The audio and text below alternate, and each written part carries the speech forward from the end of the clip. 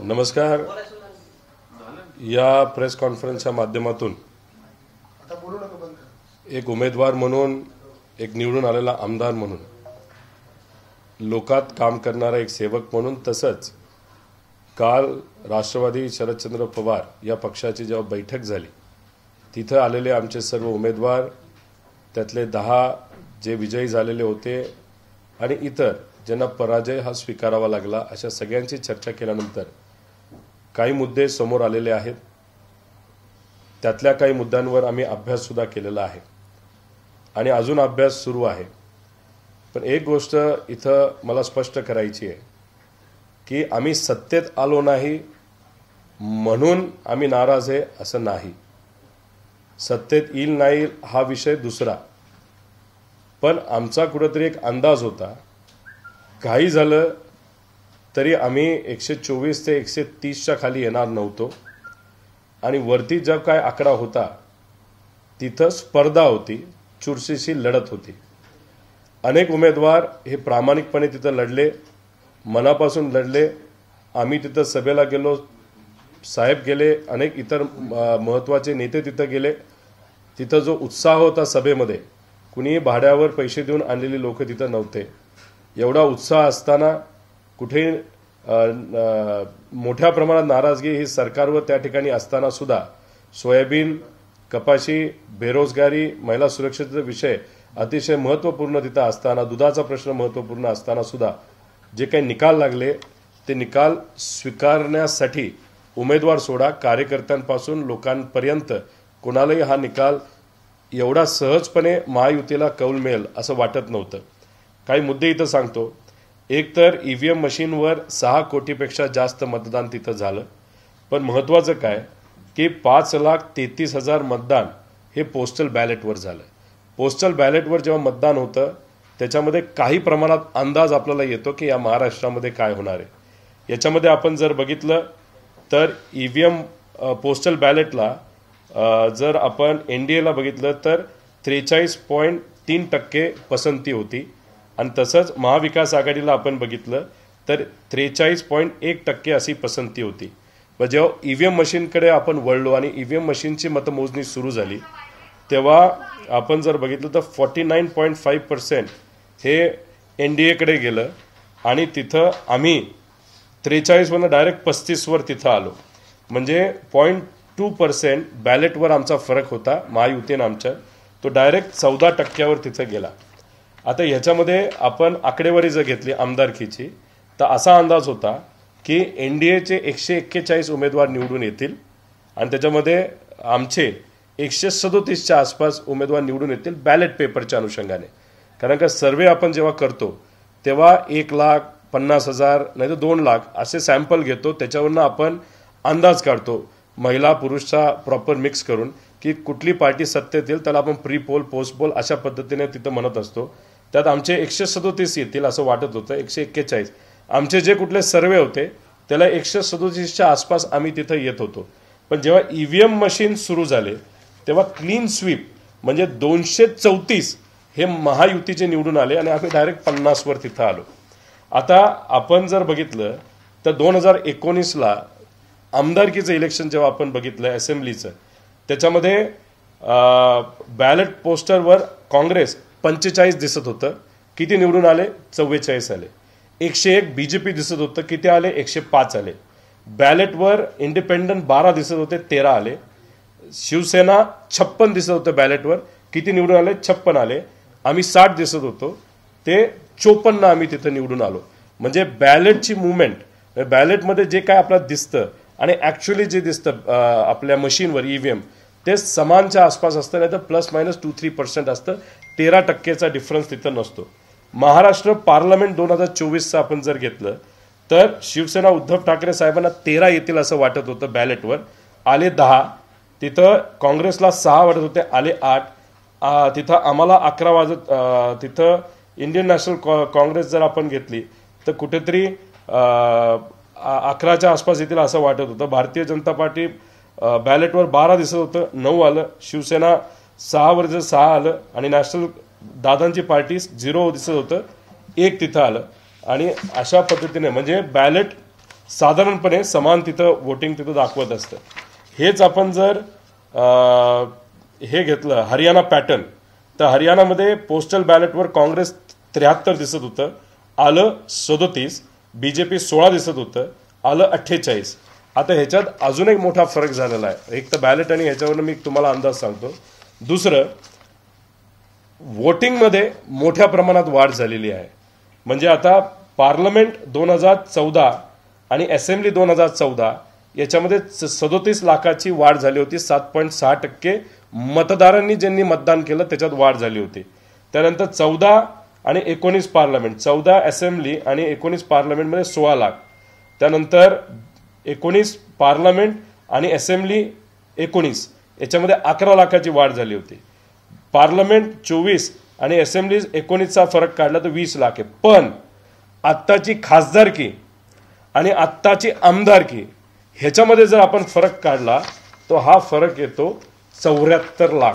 म्हणजे 74 लाख लोकांनी अतिरिक्त मतदान लोकसभा आणि विधानसभामध्ये तिथं केलेलं आहे.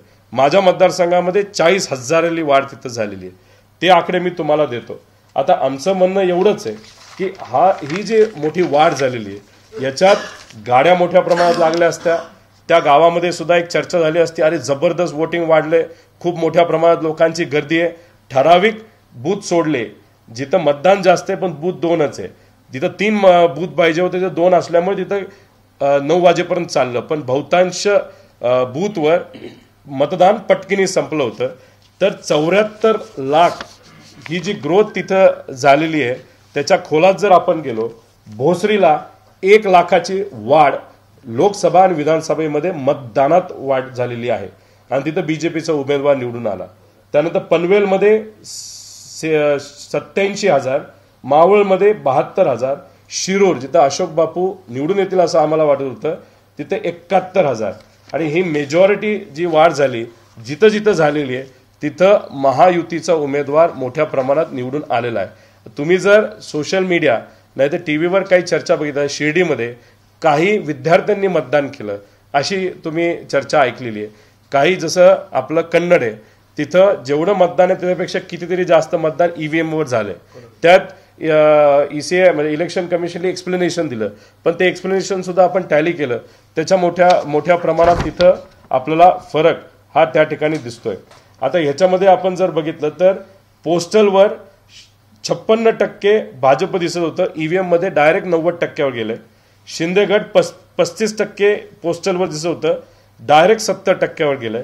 अजितदादा 40% दिसत होतं, 69वर गेलंय. आणि आम्ही बघितलं काँग्रेस 55% दिसत होतं, 14वर आले. ठाकरे 68% दिसत होतं, 21वर आले. आणि पवार गट 43 वरनं डायरेक्ट 11%वर तिथं आलेला आहे. त्यामुळे हे मोठे तिथं फरक आहेत. त्याच्याच बरोबर ईव्हीएम मध्ये काही गोष्टी म्हणजे 95 मतदारसंघ आहे ज्याच्यामध्ये 19 मतदारसंघात ईव्हीएम मध्ये जास्त मतं आढळली आणि 76 मतदारसंघ असेल ज्याच्यामध्ये ईव्हीएम मध्ये कमी मतं आढळली. असे 95 एका न्यूज चॅनलनी सुद्धा ते कव्हर केलं होतं. 95 ठिकाणी तिथं मतामध्ये फरक जाणवत होता मशीन आणि ऍक्च्युअल C17 मध्ये. पण त्यात बघितलं 84 ठिकाणी एनडीए जिंकलंय, 10 ठिकाणी एमव्हीए जिंकलंय आणि एका ठिकाणी AMIM तिथं जिंकलेलं आपण सगळे बघू शकतो. त्याच्याच बरोबर काही मतदारसंघामध्ये कराड उत्तर बाळासाहेब पाटील 90,935, पाटण सत्यजित पाटणकर 9,935, दोघांना सेम. त्यानंतर कराड दक्षिण 1,01,50 हे पृथ्वीराज चव्हाणांना. प्रभाकर घारगे सातारा जिल्हा 1,03,46, तसंच कोरेगावला, तसंच फलटणला, तसंच नाशिक जिल्ह्यामध्ये सुहास कांदे 1,38,000, माणिकराव कोकाटे 1,38,565, नरहरी झिरवळ 1,38,622, छगन भुजबळ साहेब 1,35,023. त्याच्याच बरोबर आपण हिरानाम खोसकर 11,75,75, नितीन पवार 11,19,19, दिलीप बनकर 1,20, राहुल असं जर आपण बघितलं तर याच्यामध्ये कुठं ना कुठंतरी एक प्रेडिक्टेड लॉजिकचा वापर जर केला असेल मशीनमध्ये तर मग अशा पद्धतीने आकडेवारी येऊ शकते असं काही तज्ज्ञांचं तिथं मत आहे. अणुशक्ती नगरला सुद्धा 17व्यापर्यंत आमचा उमेदवार हा प्लस होता, पण नंतर जर आपण बघितलं जेव्हा विरोधी पक्षाचे उमेदवार हे तिथं बूथवर आले, म्हणजे बूथ मोजणीच्या इथं, त्यानंतर त्यांचं म्हणजे आमचं मतदान कमी झालं आणि आमच्या विरोधकाचं मतदान त्या ठिकाणी कुठेतरी वाढलेलं आहे. त्याच्याचबरोबर बॅटरीचं प्रमाण जर बघितलं तर त्यांनी सांगितली बॅटरी फार पॉवरफुल होती, म्हणून मतमोजणीच्या दिवशी 99% बॅटरी आपल्याला सापडल्या. मग आम्हाला प्रश्न असा आहे की मग काही ठिकाणी 70% होती, काही ठिकाणी 76% होती, 80% होती आणि काही ठिकाणी बॅटरी 0% गेली होती. मग तुम्ही 99ला जे लॉजिक देता बॅटरी जबरदस्त आहे, तेच लॉजिक खरं जर बघायला गेलं तर बाकीच्याला ते लॉजिक बसत नाही. तर आमच्या सगळ्यांचं असं मत आहे की याच्यामध्ये जी काय तफावत ही मोठ्या प्रमाणात या सगळ्या विषयामध्ये तिथं येत आहे, याच्यावर योग्य अशी एक्सप्लेनेशन येण्याची जरूरत आहे. आमचं मत, आम्ही रडीचा डाव खेळतोय असं अजिबात नाही, पण उमेदवारांना आम्ही जवळून ओळखतो. ज्या पद्धतीने त्यांनी प्रचार केलाय, प्रसार केलाय, लोकांपर्यंत गेलेले आहेत.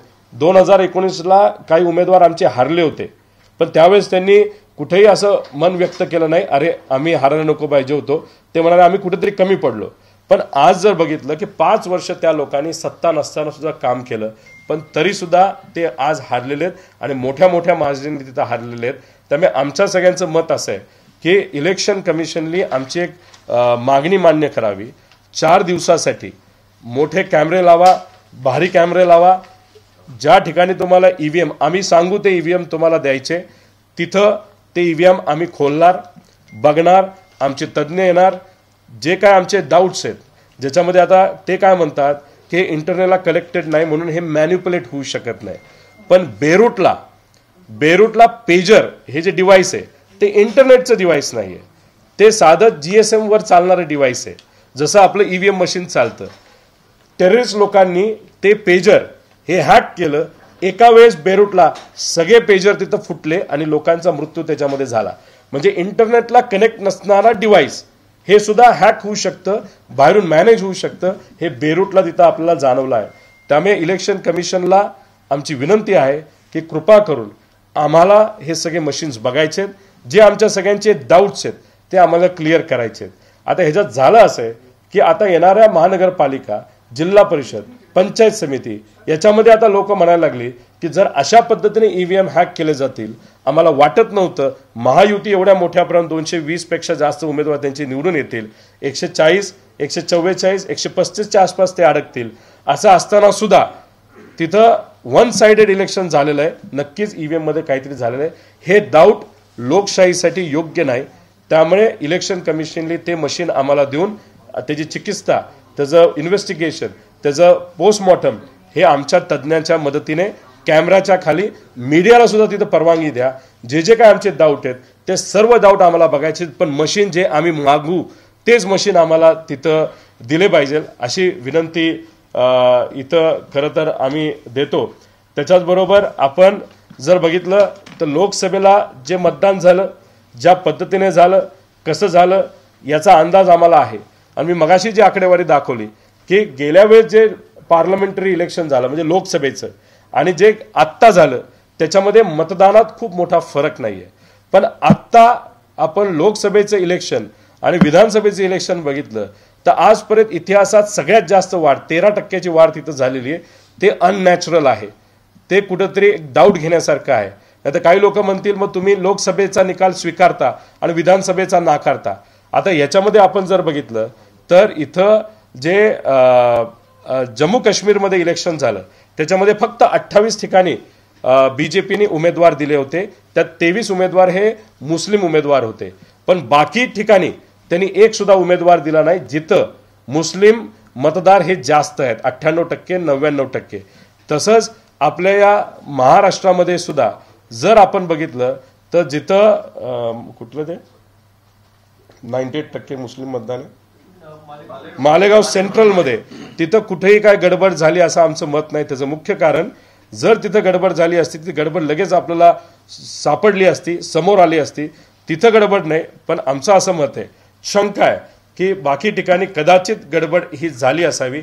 आमचं डाऊट हे येत्या काळामध्ये पुढच्या काही दिवसांमध्ये साफ केलं पाहिजे. आश्चर्य असं की आम्ही सुप्रीम कोर्टात जातो, हायकोर्टात जातो, तेव्हा आमचा एखाद्या निकालसाठी आम्हाला 3-3 वर्ष थांबावं लागतं. काल सुमोटो हायकोर्ट का सुप्रीम कोर्टाने एक जुनी कुठली ती याचिका काढली आणि लगेच काल त्यांनी सांगितलं की आमच्याकडे तुम्ही येऊ नका. म्हणजे आश्चर्य असं आहे की ज्याच्यावर आम्ही विश्वास ठेवतो, ज्युडिशरी नाहीतर आपली न्याय व्यवस्था, त्यांनी काल अचानक स्वतः सांगितलं आमच्याकडे तुम्ही येऊ नका. म्हणजे हे जे काय चाललंय ते चुकीचं चाललेलं आहे.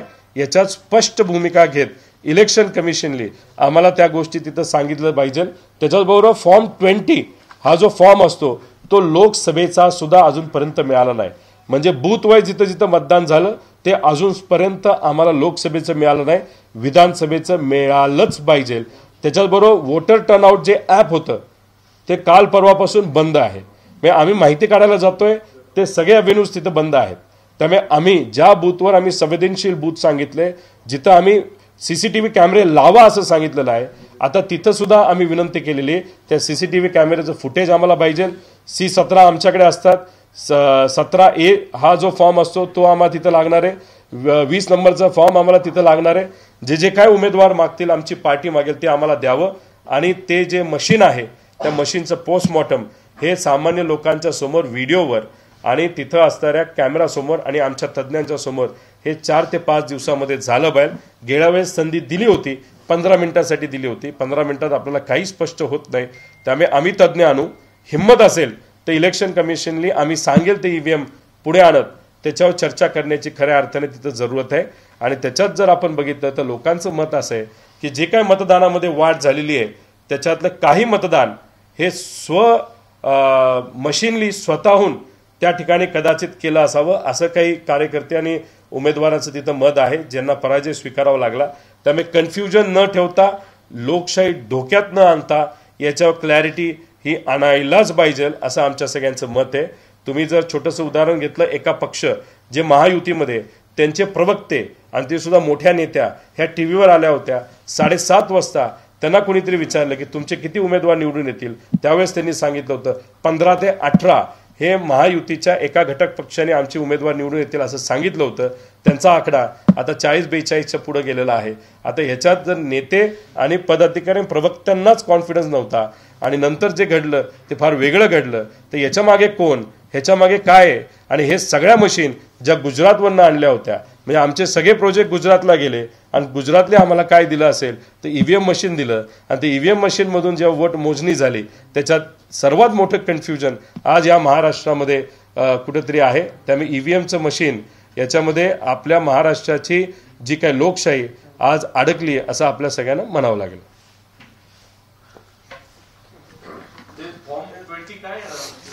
फॉर्म 20 जो विषय असतो त्याच्यामध्ये आपल्याला कळतं की बूथ निहाय किती कसं मतदान झालेलं आहे.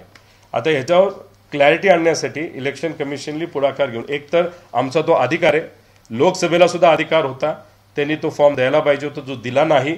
आता आमची मागणी आहे लोकसभेचा पण द्यावा आणि आम्हाला आत्ता या विधानसभेचा सुद्धा लवकरात लवकर द्यावा. तो फॉर्म त्यांच्याकडे आहे. मशीन रिपोर्ट सुद्धा आम्हाला पाहिजे, कारण बऱ्याच ठिकाणी 5:30 वाजताच मतदान बंद झालं अशी चर्चा आहे.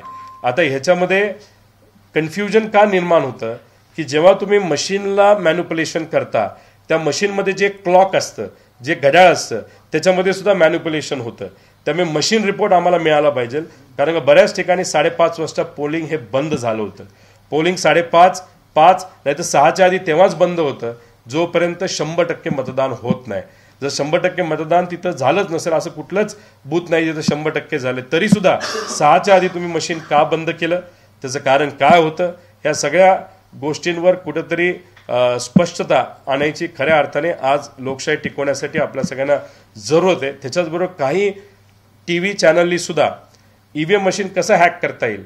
आता आम्हाला सुद्धा काही लोक भेटले होते की तुम्हाला आम्ही असं करून देतो, मतदान वाढून देतो, मतदान कमी करून देतो, पण आम्ही लोकशाहीवर विश्वास ठेवणारे लोक असल्यामुळे त्या गोष्टींकडे आम्ही विश्वास ठेवला नाही. मग ती लोक आम्हाला भेटत असतील तर ज्यांच्याकडे पैसा आहे, जसं की आज सत्तेत असणाऱ्या लोकांकडे, तर त्यांनी त्याचा वापर का केला नसावा. त्यांच्याकडे ज्या सिस्टम्स आहेत, नाही तर EVM मशीन बनवत असताना त्याच्यामध्ये जर काय वेगळ्या काही गोष्टी झाल्या असतील तर ते सगळे डाऊट्स आपल्याला कुठे ते क्लिअर केले पाहिजे. ह्याच्यात आम्ही मान्य करतो की जे काही इतर योजना आहेत सरकारच्या, समजा लाडकी बहीण योजना असेल, पैशाचा वापर, दडपशाहीचा वापर, गुंडांचा वापर, याच्यामुळे 2-3% मतं इकडे तिकडे गेली असतील, नाही तर 4% गेली असतील, पण 13, 14, 15% मतदान हे याच्यामुळे हलवू शकत नाही. आणि हे स्पष्ट आमचं मत आहे की काहीतरी वेगळं झालेलं आहे. सत्तेत येईल नाही हा प्रश्नमार्क होता, पण 120 पर्यंत तरी महाविकास आघाडी तिथं कुठे ना कुठेतरी पोचायला पाहिजे होती. आज विरोधी पक्ष नेता नाही, मग लढायचं कसं लोकांसाठी? आणि लोकांचा आता जो काही विश्वास या सिस्टमवरून उडत चाललाय, तर कुठेतरी हा विश्वास परत आणण्यासाठी ही चिकित्सा नाही तर पोस्टमॉर्टम मशीनचं लोकांसमोर, मीडियासमोर, कॅमेरासमोर ज्या पद्धतीने सुनावणी ही सुप्रीम कोर्टला टीव्ही समोर होती नाही तर मीडियासमोर होती, तसंच हे सगळे मशीन काढून चेक करणं हे महत्त्वाचे. व्हीव्हीपॅट मॅच होणारच आहेत, कारण का आमचं व्हीव्हीपॅट. अजून एक गोष्ट, काही व्हिडिओज आमच्याकडे आलेत ते मी पब्लिश करेल. त्याच्यामध्ये एका उमेदवाराने त्याच्या कार्यकर्त्याने, ते चुकीचं आहे पण त्यांनी व्हिडिओ काढला मतदान करताना, बटन दाबलं रोड रोलरचं, तिथं फोटो आला रोड रोलरचा, पण तो फक्त फोटोच होता, खाली चिठ्ठीच पडली नाही. मग असं आम्ही समजायचं का आम्ही जे बटन दाबतोय आम्हाला चित्र मात्र आमचं दिसतंय, पण खाली जे चिठ्ठी पडतीये चित्र आमचं, पण चिठ्ठी ही भाजपची नाही तर महायुतीची, असं आम्ही समजायचं का? तर ह्या सगळ्या गोष्टी स्पष्ट झाल्या पाहिजे. लोकशाही टिकली पाहिजे, नाहीतर लोकांचा विश्वास लोकशाहीवर, ईव्हीएम मशीनवर, इलेक्शनवर राहणार नाही. हे सगळ्यात घातक गोष्ट आहे. पैशाचा वापर अमाप झालेला आहे, आणि जर पैशाचा वापर होणारच असेल तर शेतकऱ्याची पोरं, नाहीतर सामान्य लोकांचं प्रतिनिधित्व करणारी लोक, आध्यात्मिक क्षेत्रातील लोक, नाहीतर मीडियामध्ये सुद्धा जे इच्छुक आहेत ते इलेक्शन लढूच शकणार नाहीत. कारण का एका विधानसभेच्या इलेक्शनला 25 ते 30 कोटी रुपये आज लागतात मतं विकत घेण्यासाठी, नेते विकत घेण्यासाठी. आणि एवढा पैसा लागणार असेल तर लोकांचं प्रतिनिधित्व करणारी लोकच विधानसभेमध्ये जाणार नाही, पण शिव्या देणारे, तसंच कॉन्ट्रॅक्टरची मुलं, नेत्यांची मुलं, बिझनेसमॅनची मुलं, गुंडाशक्ती असणारी मुलं, अशीच लोक नाही तर मुली, अशीच लोक जर विधानसभेत जाणार असतील तर उद्या जाऊन फक्त कॉन्ट्रॅक्ट मिळावं, काम मिळावं, नाही तर मध्ये अधिकाऱ्यांची मुलं मुली ते आमदार होतील. गरिबाचं प्रतिनिधित्व करणारे लोक कुठेही तिथं आमदार होणार नाही. आणि कुठलीही जी स्कीम असते ज्याच्यामध्ये आपण म्हणतो की डायरेक्ट कॅश ट्रान्सफर, याचा विरोध आम्ही करत नाही, पण प्रॉब्लेम असा आहे की जेव्हा खऱ्या अर्थाने गरिबी ही सरकारचे काही धोरण चुकल्यामुळे जेव्हा शहरामध्ये नाही तर एखाद्या राज्यामध्ये, देशामध्ये वाढते, तेव्हा अचानक पैसे जेव्हा दिवाळीच्या आधी येतात तेव्हा तिथं असणारे जे कोणी मतदार आहेत ते खुश मात्र होतात. पण या विळख्यामध्ये जर आपला महाराष्ट्र पडला तर मग पुढचे 5 वर्ष आपण काहीच करायचं नाही. गरिबी वाढवायची जी वाढली आहे, आपले जे पर कॅपिटल इन्कम आहे, दरडोई उत्पन्न लोकांचं घटलंय, गुजरातचं वाढलंय. मग 4.5 वर्ष झाली की अशी एक योजना आणायची की ज्या 2,000चं 3,000 करायचं, परत लोक खुश, परत 5 वर्ष, परत मग पैसे. म्हणजे धोरणात्मक काहीच आपल्या राज्यात होणार नाही. फक्त कॅश ट्रान्सफर स्कीमवर जर आपलं राज्य जगवायचं असेल, त्याच्यावर राजकारण करायचं असेल, तर मी तुम्हाला सांगतो या महाराष्ट्राचं बिहार व्हायला वेळ लागणार नाही. एवढा विचार हा सगळ्यांनीच तिथं केला पाहिजे. आणि ईव्हीएम मशीनचं चिकित्सा, ईव्हीएम मशीनचं इन्व्हेस्टिगेशन हे लोकांसमोर, जाहीर मीडियासमोर तिथं झालं पाहिजे. पण त्याला 3 ते 4 दिवस देण्याची विनंती या ठिकाणी मी मनापासून तिथं करत आहे. नाही, याच्याबद्दल काल जी चर्चा झाली, जे उमेदवार असे म्हणतात की आमच्या मतदारसंघामध्ये काही अशा वेगळ्या गोष्टी झालेल्या आहेत, त्यांना आम्ही वकिलांची साथ देत आम्ही कोर्टाकडे जाण्याचा विचार तिथं करत आहोत. पण आमचं एकच मत आहे की कोर्ट वगैरे हे सगळ्या गोष्टी अडकून राहणार आहेत. आणि आमच्या उमेदवारांचं मत आहे की ठीक आहे, निकाल लागला, आम्हाला त्याचं काही म्हणणं नाही, पण आमच्या कार्यकर्त्यांना, आमच्या मतदारांना, म्हणजे असे काही मतदारसंघ आहेत की गाव माझं आहे तिथं मी मायनस राहिलो. माझं उदाहरण नाही, पण काही उमेदवारांचं आहे. मनसेचा एक उमेदवार आहे, त्याच्या वॉर्डातून नाही तर त्याच्या बूथवर 4 मतदान जे व्हायला पाहिजे होतं घरातलं 4, ते सुद्धा त्याला झालेलं नाही. आणि मग दहिसरमध्ये म्हणजे त्याच्या पत्नीला त्याला दिलं नाही, नाही तर आईली दिलं नाही, नाही तर स्वतःच दिलं नाही, असं परिस्थिती आज तिथं आहे. त्यामुळे हे जे कन्फ्युजन आहे हे घातक आहे. त्यामुळे हे कन्फ्युजन नसणं हे फार महत्त्वाचं आहे.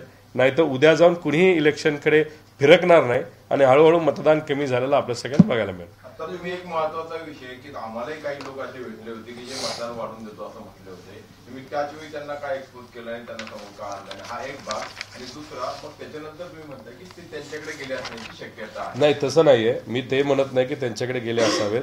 एक फसवे लोक समाजामध्ये, लोकांमध्ये हे मोठ्या प्रमाणात तिथं फिरत असतात.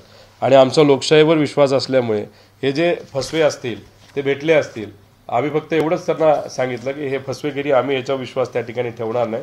फक्त जे सत्य आहेत तरी त्यांचाच वापर केला असेल असं मी म्हणणार नाही.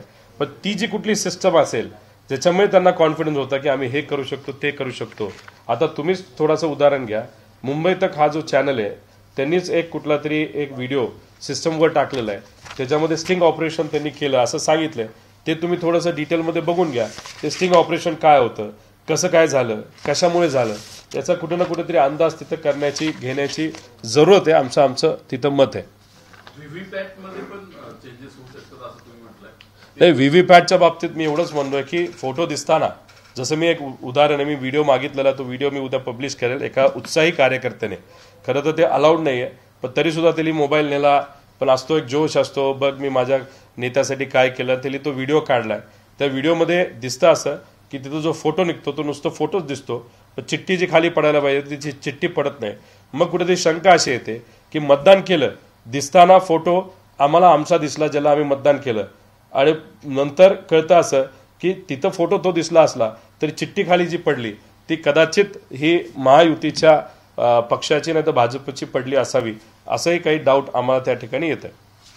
17C फॉर्म तुम्हाला दिलं होतं सर्व उमेदवारांना, तर तो टॅली होता असं तुम्ही म्हणता मतदान 78 लाख वाढलं किंवा C-17 फॉर्म म्हणजे मतदान किती झालं मशीनवर, आणि आपल्या म्हणजे आपण जेव्हा मतमोजणी करतो म्हणजे त्या दिवशी मतदान किती झालं त्याचा तो पुरावा त्या ठिकाणी असतो. त्याच्यात कुणी केलं, कसं केलं अशी काही नावं तिथे लिहिलेली नसतात. फक्त मतदान किती झालं म्हणजे आपल्याला किती मशीनचा टाईम किती होता, क्लोजिंग टाईम किती होता, असं बरंच काय त्याच्यामध्ये लिहिलेलं असतं आणि सह्या असतात. बस त्याला फक्त टॅली नंबरचा असतो. विषय एवढाच आहे की समजा त्याच्यामध्ये झाले 1000 मतदान, पण त्या 1000पैकी आम्हाला जे काय असेल की समजा फक्त 900 लोक तिथं आली, जर 100 हे कोण का मशीनलीच केलं तर काय झालं हे बघण्यासाठी CCTV कॅमेरा तिथं जे होते त्याचं फक्त आउटपुट तुम्ही द्या. त्या CCTV कॅमेराचं आम्ही आउटपुट तिथं बघू.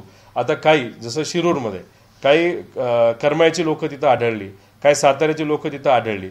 आता समजा शिर्डीमध्ये काही लहान कॉलेजच्या मुलांनी मतदान केलं असं तिथं शंका आहे. तर या सगळ्या गोष्टी आपल्याला बघावं लागेल. काही ठिकाणी त्याच मतदारसंघामध्ये एक व्यक्ती 2 ठिकाणी सुद्धा मतदान केलं अशी चर्चा आहे, दुबार नावं आहेत. त्यामुळे हे सगळ्या गोष्टी कुठेतरी बघण्याची जरूरत आहे असं आमचं सगळ्यांचं मत आहे.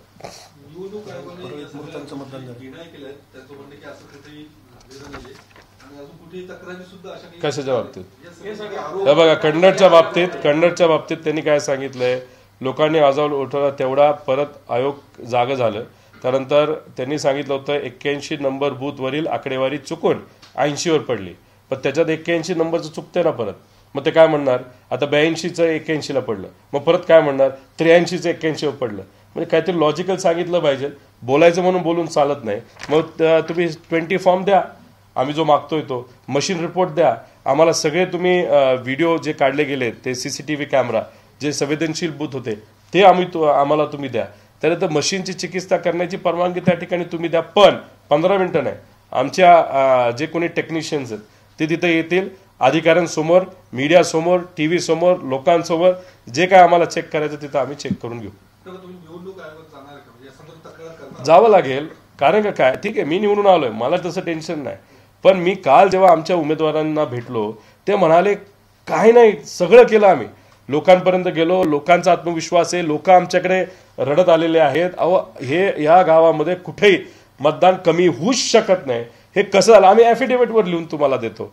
अशा परिस्थितीमध्ये जे दडपण आमच्या उमेदवारांवर आलंय, एवढं सगळं करून लोकांची सेवा केली, करोनामध्ये सेवा केली, बरंच काय आम्ही शिक्षणाला मदत केली, आम्ही लोकांपर्यंत वेगळ्या वेगळ्या माध्यमातून तिथं पोहोचलो. आणि ह्या सगळ्या गोष्टी होऊन सुद्धा जर मतदानच मिळत नसेल, आणि मतदान ठीक आहे 5-6 हजारांनी पडणं, डायरेक्ट 50-50, 60-60 हजाराचा जो फरक येतो, आम्ही विश्वासच ठेवू शकत नाही.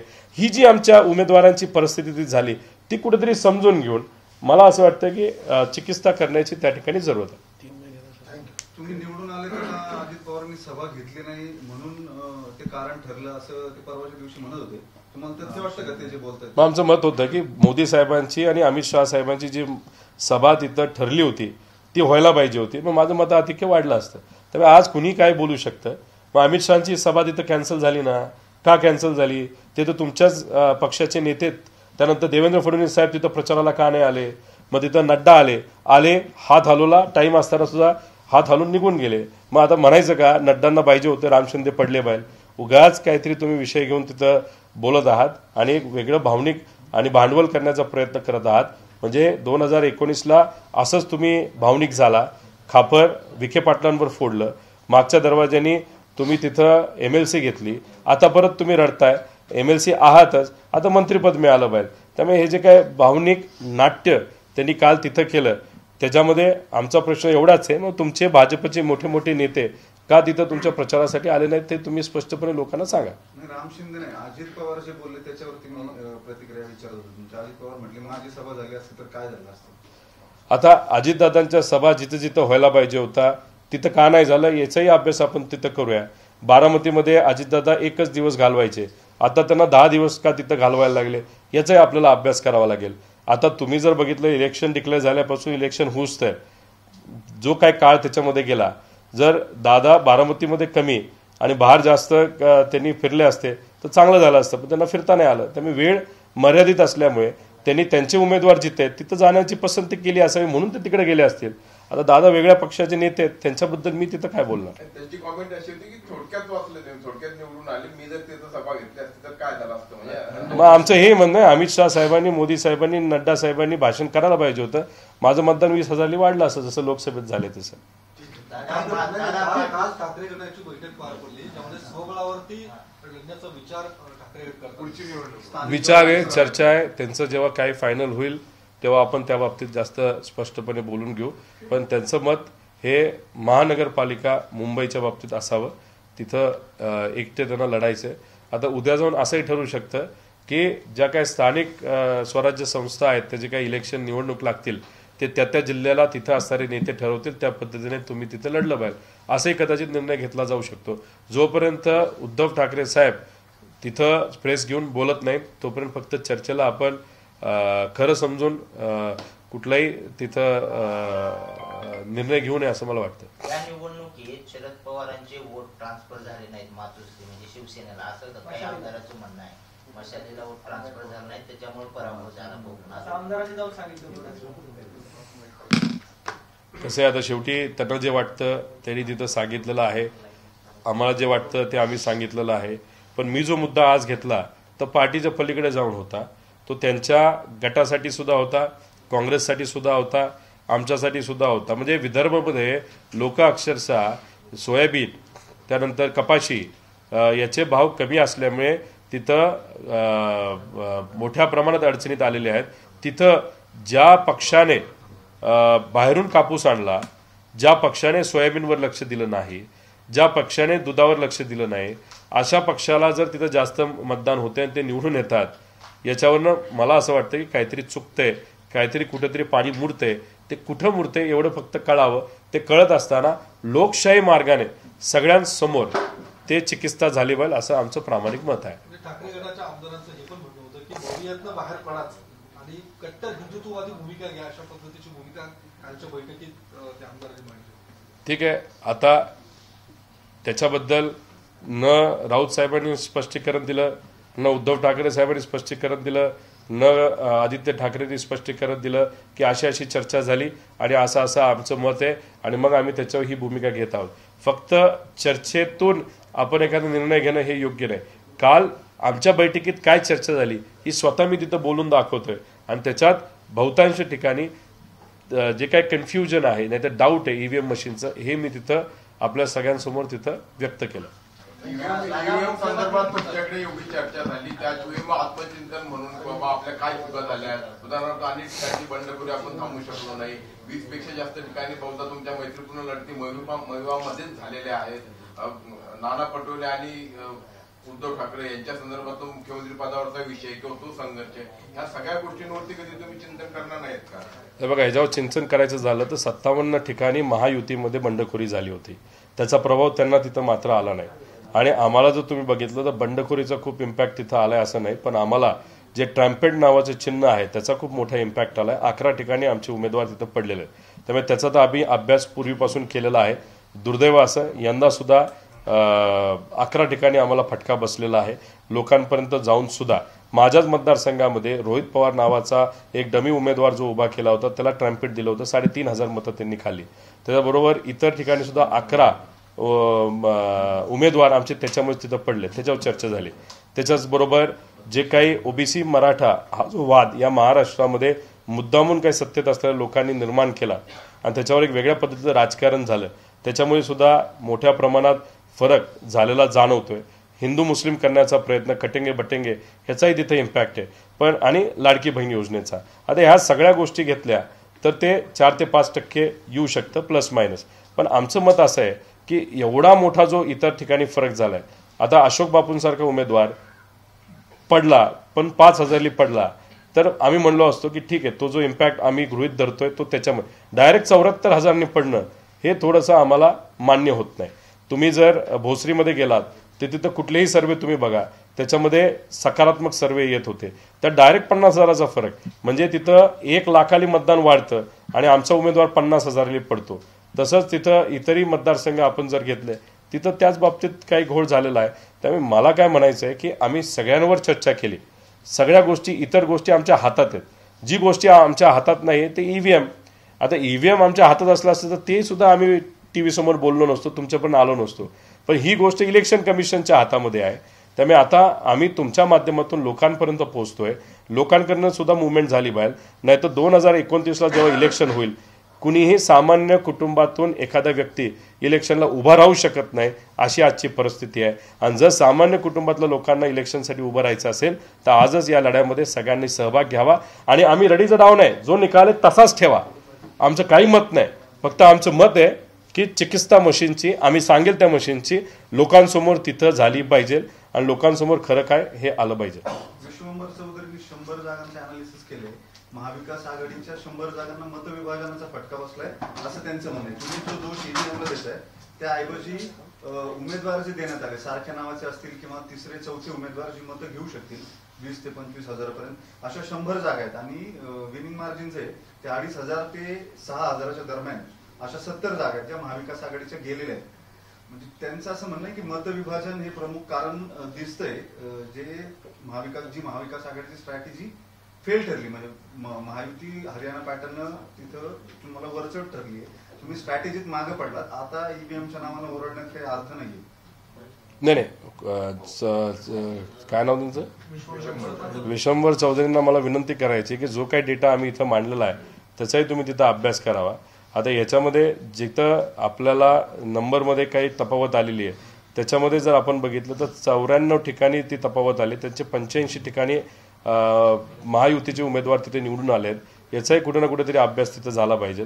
आणि त्याच्याचबरोबर जर ते म्हणतात ते जे आहे म्हणजे ज्याच्यामध्ये करेक्शन आपण म्हणतो ते करेक्शन जर आम्ही केलं असतं, समजा त्याच्यात आम्ही योग्य ठरलो असतो आणि ह्या ज्या गोष्टी त्या झाल्या नसत्या तर कदाचित मग आम्ही 180-190 पर्यंत गेलो असतो. मी 190-180 नाहीतर 200च्या जागेबद्दल बोलतच नाही. करेक्शनमध्ये नाहीतर ज्या काही त्रुटी आहेत त्यात आम्ही कमी पडलो म्हणून म्हणतोय. कदाचित सत्तेत नव्हतं येणार पण 120 पर्यंत तरी पोचायला पाहिजे होतं. ते 120 पर्यंत आम्ही का पोचलो नाही त्याची कारणं मी सांगितली. आणि विश्वंभर चौधरींचा विषय जर आपण कन्सिडर केला ज्याच्यामध्ये आम्ही जिथं जिथं कमी पडलो ते जर आम्ही ॲड केलं आणि मशीनमध्ये ही तफावत आली नसती तर आम्ही 180 पर्यंत पोचलो असतो. जर तुम्ही साहेबांचा मध्ये एक रिपोर्ट आला होता, IB रिपोर्टच्या नावाखाली आला होता, नाही तर चर्चेत आला होता, नाही तर BJPचा एक रिपोर्ट आला होता लाडकी बहीण योजना येण्यापूर्वी की महाविकास आघाडीचे 180 उमेदवार तिथं निवडून येतील. आता विषय एवढा आहे की त्यांचं आणि माझं मत एकत्रित केलं, माझं करेक्शन त्यांचं करेक्शन जर आपण केलं तर आमचा आकडा 190च्या आसपास जातोय. 190चा विषय नाही, आमचा विषय 120, 25, 30, 37चा विषय आहे. त्या विषयावर जसं बॅलेट पेपरवर जे दिसतंय 137 त्याच्या आसपास आमचे उमेदवार यायला पाहिजे होते. आणि मग आमचे 137 त्यांचे 140च्या आसपास खेळ हा सर्व अपक्ष उमेदवार जे उभे राहिलेत त्याच्यावर तो आला असता, जी चर्चा झाली होती. आणि त्याच्यावर जर तुम्ही बघितलं तर BJP पासून सगळ्या लोकांनी म्हणजे आम्ही सुद्धा आणि अनेक इतरांनी इंडिव्हिज्युअल म्हणजे जे अपक्ष कॅन्डिडेट होते त्यांना फोन केले होते, त्यांना बोलवण्यात आलं होतं, चर्चा सुद्धा तिथं सुरू झाली होती.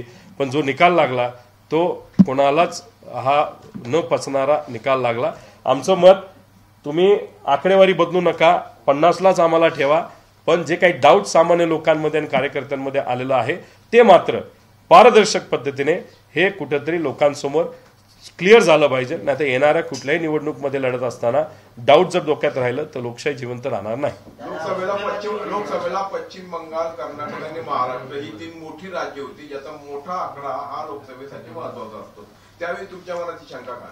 दादा, तुम्हाला हेच सांगितलं मी की त्यावेळेस जे मतं इन्क्रीज झाले त्या इन्क्रीजमध्ये परत एकदा आपल्याला मी सांगतो, त्याच्यामध्ये जो आकडा वाढला 2014 पार्लमेंटमध्ये 4,87,00,000 मतदार होते. 2014 असेंब्लीमध्ये विधानसभेमध्ये 5,24,00,000 होते, 37 लाख वाढले. 19ला पार्लमेंट म्हणजे लोकसभेला 5,40,00,000 आले. 19 असेंब्लीला 5,51,00,000 म्हणजे 10 लाख वाढले. त्यानंतर 19ला जे असेंब्ली झालं त्याच्यामध्ये 5,51,00,000 मतदान झालं. आता असेंब्ली 2024 म्हणजे आम्ही जी लढलो 6,95,00,000 गेलं. आता आम्ही डाऊट का घेत नाही, 2019ला असेंब्ली म्हणजे मी ज्याच्यात गेल्या वेळेस आमदार झालो होतो त्याच्यात आणि ज्याच्यामध्ये गेल्या वेळेस म्हणजे 31 खासदार आमचे निवडून आले त्याच्यात 5,71,00,000 20 लाख फक्त मतदान वाढलेलं आहे. 20 लाख. आता प्रश्न असा आहे की पार्लमेंट 6 महिन्यापूर्वी झाली आणि आता असेंब्ली आता आम्ही जी लढलो त्यात 74 लाख मतदान वाढलेलं आहे. त्यामुळे हा आकडा जो 20 लाखाच्या आसपास नाही तर 10 लाख नाही तर नेहमी दरवर्षी हा 5 लाखाला वाढतो ह्याच्या आसपास असला असता तर आम्ही तुम्हाला बोललोच नव्हतो, चर्चा केलीच नसती. 74 लाख मतदान मोबिलाइज करायला आपल्याला किती गाड्या लागतील? 40,000 मतदान माझ्या मतदारसंघामध्ये समजा वाढले, तेवढं मतदान मोबिलाइज करायला 11,000 गाड्या लागल्या असत्या. बसेस घेतल्या असत्या तर 5,000 बसेस लागल्या असत्या. आता 74 लाख मतदान हे गावातलं मोबिलाइज झालं का बाहेरून आणलं गेलं का या तालुक्यातलं या तालुक्यात गेलं का तिथंच असणाऱ्या व्यक्ती 2 ठिकाणी मतदान केलं, हे कुठेतरी आता स्पष्ट व्हायला पाहिजे असं आमचं सगळ्यांचं मत आहे. मुख्यमंत्री पदाबाबत घोळ सुरू आहे. एकनाथ शिंदे मुख्यमंत्री होणार नाही. नाही, आकडे जर बघितले तर भाजपचा आकडा अशा पद्धतीने आलेला आहे की एकनाथ शिंदे साहेबांनी खूप वेळ घालवला तर दादा आणि बीजेपी मिळून सत्ता स्थापन करू शकतं. दादांनी वेळ घालवला तर बीजेपी आणि एकनाथ शिंदे साहेब तिथं सत्ता स्थापन करू शकतं.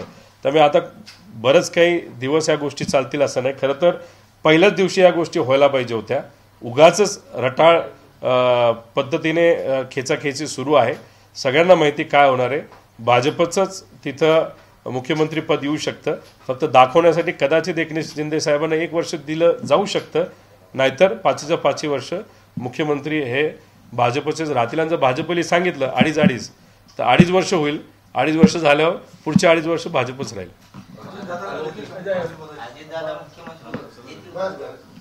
दिलं तर चांगली गोष्ट आहे. आम्ही सुद्धा त्या गोष्टीचं स्वागत करू, अभिनंदन करू.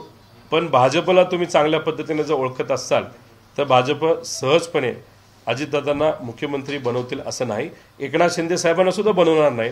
पण गेले 2.5-3 वर्ष एकनाथ शिंदे साहेब असल्यामुळे आता एकनाथ शिंदे साहेबांना मागण्याचा अधिकार आहे, म्हणून फक्त ते थोडंसं पुढं मागे करत आहेत. जर त्यांना गेल्या 2.5-3 वर्षात मिळालं नसतं तर मग एकनाथ शिंदे साहेबांनी सुद्धा मागितलं नसतं. त्यामुळे शेवटी भाजपला ताकद खूप मोठी मिळालेली आहे. मुख्यमंत्री हा भाजपचाच झाला तर होईल. फक्त कोण होईल? देवेंद्र फडणवीस साहेब होतील का आपल्या महाराष्ट्रातलाच एक भाजपचा नेता जो 2019ला त्याला तिकीट नाही मिळालं, तो केंद्रात जाऊन त्यांनी चांगलं काम केलं, अशा व्यक्तीला दिलं जाईल हे मात्र सांगता येणार नाही.